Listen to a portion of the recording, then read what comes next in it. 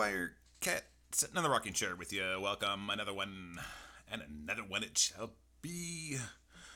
Drinking tangerine LaCroix today. Nothing better. I love that LaCroix shit. Drink water, folks. It's good for you. I think we're like 98% water, I've heard. I don't know about 98, but we're a lot. So big time water. Hey, today we're going to go over some really, really basic shit so that we can maximize our fun. People just getting into this can maximize their fun ASAP with emphasis on minimal cost, because a fool and their money are easily parted, as we all know. So let's talk about doing this all really fucking cheap. As we know, this wonderful program called Cakewalk by BandLab, aka Sonar, is absolutely free, 99. All you gotta do is go to the BandLab website, download their installer, which will go on your little desktop. From there, you will install. It will basically, all by itself, install Cakewalk Sonar on your computer. And all you need is a computer, and you can get one, dude. You can run music for like, well, you're gonna be doing VSTs. You want at least 8 gigs of RAM, preferably like 16 gigs of RAM. But 8 gigs, hey, that'll do fine. You could be making some music with 8 gigs of RAM, no problem. And most i5 processor, most i7 would be great. But most computers come with 8 gigs of RAM just by default. So once you have this installed, you will want to go get yourself an interface. And this is the, obviously, Sweetwater website, but this is the Focusrite Scarlett interface. And what the interface does is allow you to do things like plug in this mic. It also has really cool, advanced, well-written drivers that allow low latency times, and just overall makes for a solid audio experience. Also has your MIDI and all that. It's handling all that shit for you. You can get them for, this is fairly cheap, $100. And if you really looked around, you could probably find them. Like even like people like Behringer make interface. It does just fine.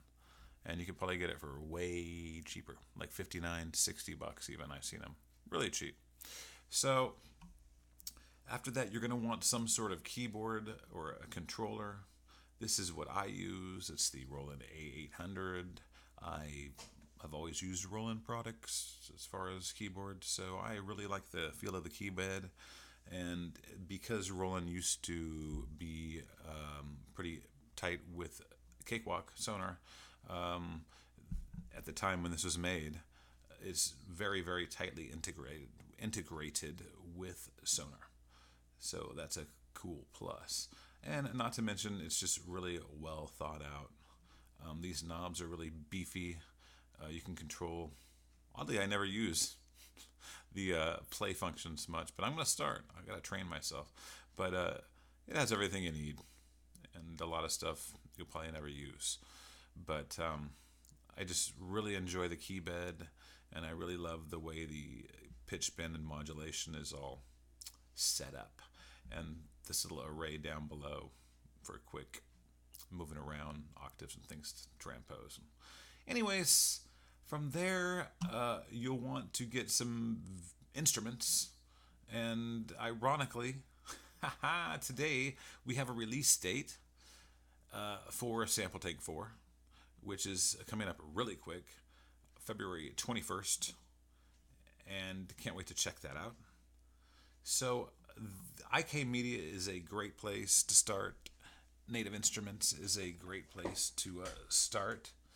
And there are 2 roads or paths that you might take. One would be more, I think, lend itself to native instruments. And that would be those of you who don't necessarily play an instrument but want to use patterns and loops and things like that to create and manipulate. And then there's those of us that play instruments and practice musicians that would be more interested in having instruments. So you have VST instruments and you have like VST players and play loops and things like that. I think NI lends itself more to a lot of loop things. Everything. They have basically everything. Wonderful instruments. Great place to start, though, these two companies. Start building your collection, especially an instrument like Sample Tank that is just kind of has all the bread and butter, everything you need. Whether you're into rock and roll, dance, techno, whatever genre, whatever culture music you're playing, Sample Tank has it pretty much covered. And from what I understand, this new 4 version even more so lends itself to ethnic instrumentation and things of that nature.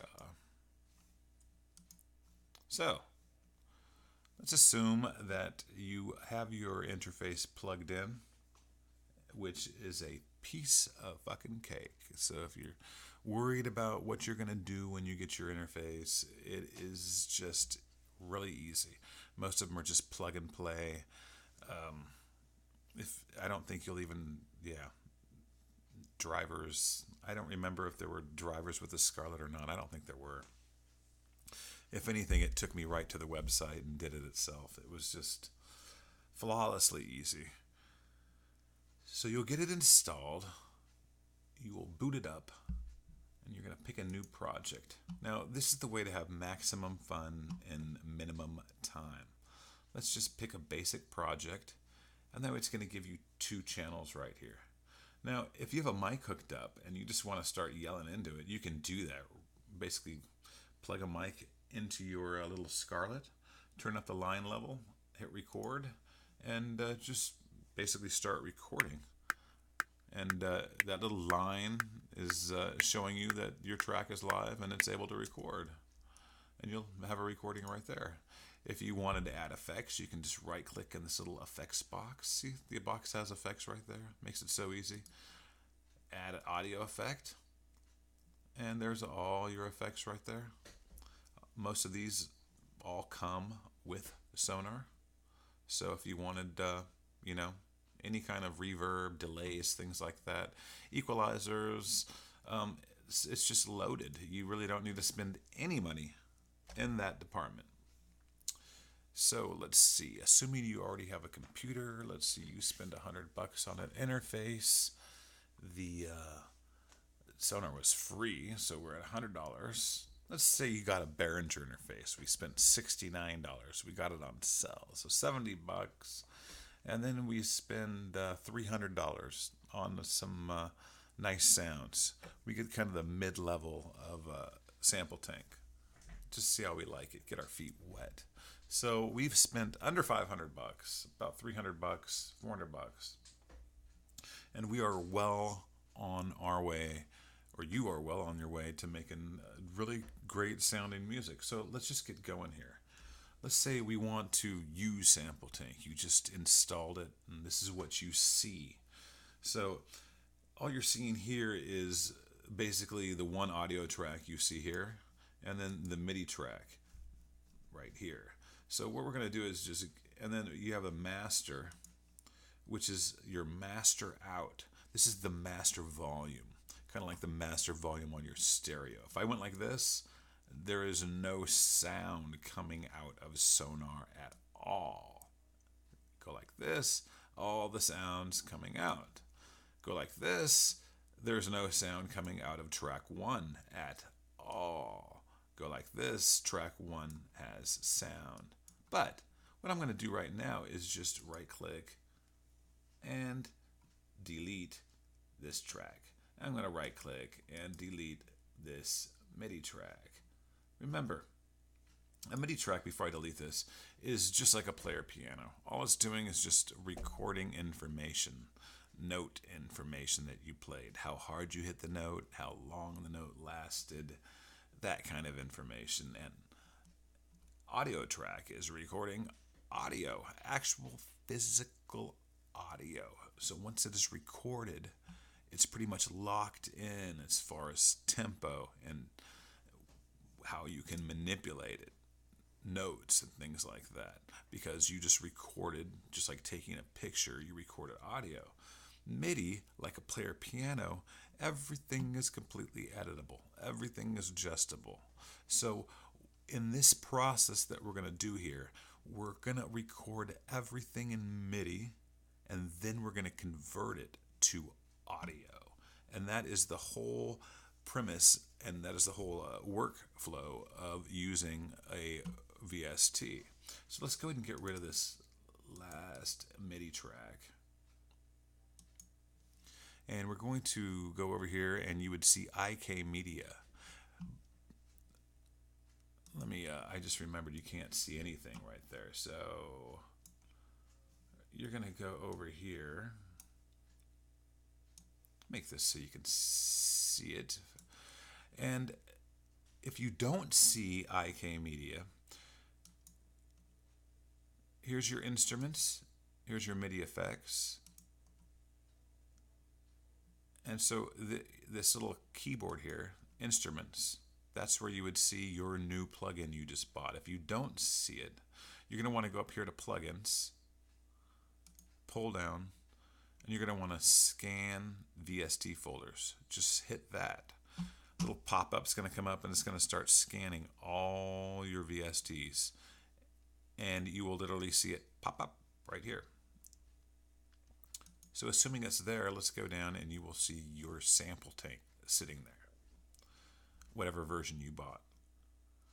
In this case, we have sample tank 3. You can double click on this, or you can just drag and drop it over there. That's what I like to do because it's fun. So we just drag and drop, boom, let it go. And you can just hit OK. We can go through this some other time because we're having fun. It's all about fun. Fuck this. OK. Let's close this up a little bit. So now we see sample tank has been opened. And here we have the MIDI track that we can record the performance into. So in order to, well, where's my interface? Where's sample tank? That's what you're asking yourself. You want to see that big red beautiful beast and hear the sounds. See what I did? Just click this little keyboard here and it comes up, and there's sample tank for you. So assuming that you got sample tank or whatever instrument, if you're using sample tank, it's really easy to use. These are all your instruments. This is part of Syntronic. Any other instruments you buy from IK Media will automatically be added to sample tank. So let's just go into the core instruments of sample tank 3. And we'll pick out a little piano action. Actually, I'm not a big fan of these pianos right now. Let's pick out some strings. Ensemble strings. How do you feel about 23 violins? Let that load up real quick. You're going to want to make sure that your MIDI channel on your controller is channel 1. It corresponds with this channel 1. Sample tank can play up to 16 different instrument parts. So this is just the first instrument. I could put cellos and drum sets and basses and pianos and everything else in here. Up to 16 of them.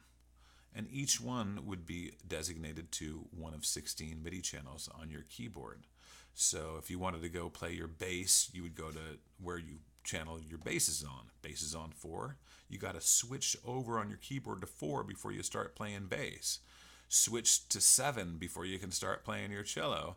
And I'll have to switch back to 1 before I can start playing my 23 violins. So we have our 23 violins loaded up. We're still not getting sound because we have to basically turn on the sound, turn on the track for sound. Click this little button, turns orange, our track is armed. And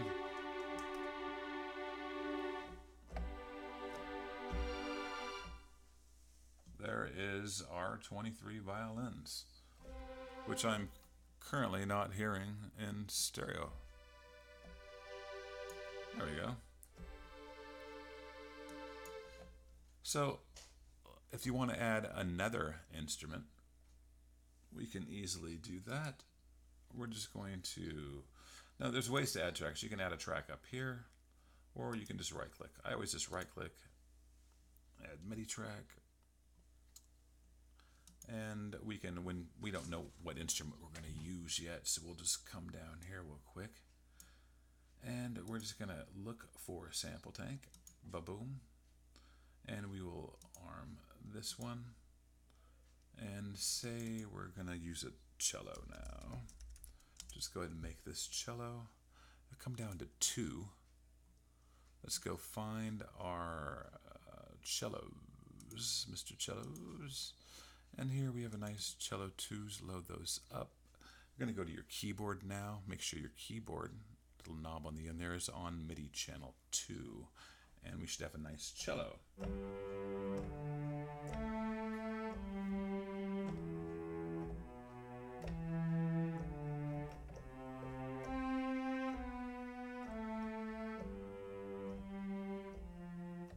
So now we have, if I wanted to play my violins, back to MIDI channel 1,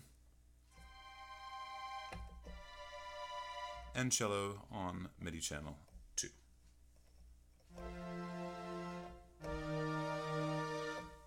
So there we easily have set up sample tank, and you're easily using 2 different tracks. Simple as that. And minimal money. My cat is hungry. I will see you later, Wirecat.